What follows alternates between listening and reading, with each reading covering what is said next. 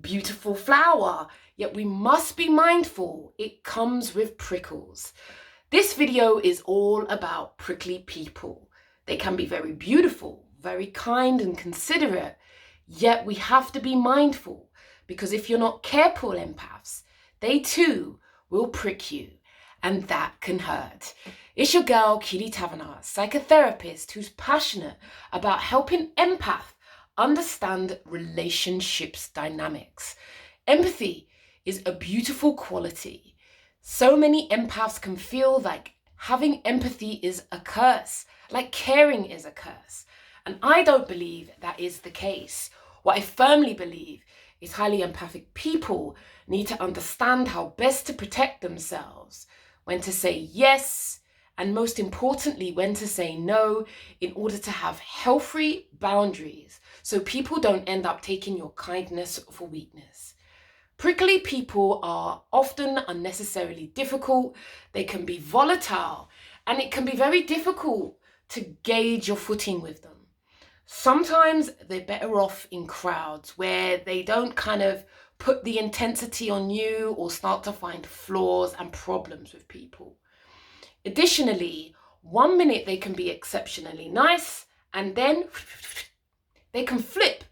And then you might be dealing with a tirade of direct questions, or they've decided today is the day that they feel like attacking or humiliating you. This is one of the reasons why they can be very difficult to manage. And maybe you've chosen to have distance from them in order to keep yourself safe.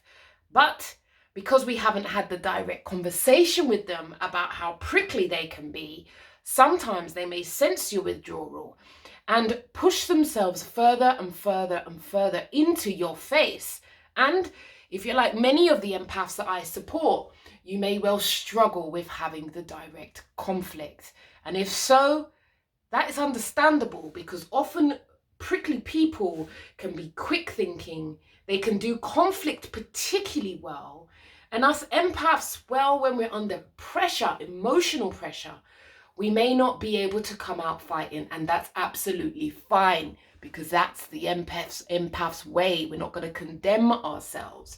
But if you are challenged by a prickly person, it can be important for you to exercise your right to silence or to refrain from being dragged into the conversation where you're not going to be able to articulate yourself in the best possible manner.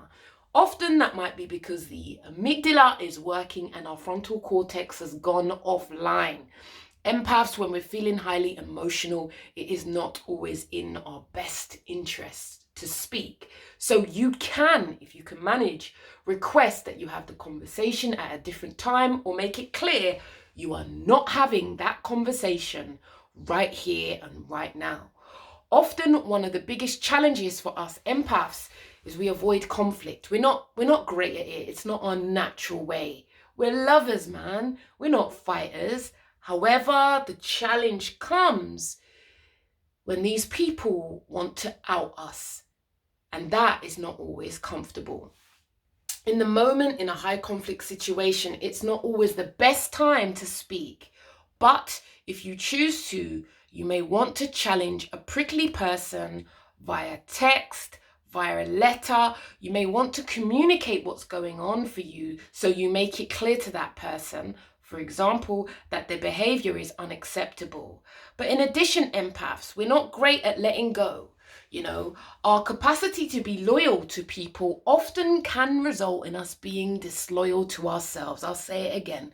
Our capacity to be loyal to others can result in us being disloyal to ourselves, and that is not great for our greatness.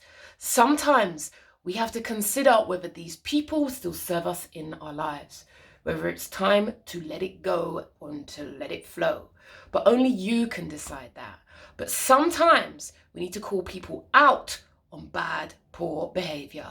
I hope this video makes sense to you and resonates with your personal situation. I'm your girl, Keeley, psychotherapist who's passionate about helping highly empathic people navigate complex and tricky, prickly relationships. Do take care of you, because if you don't, who will.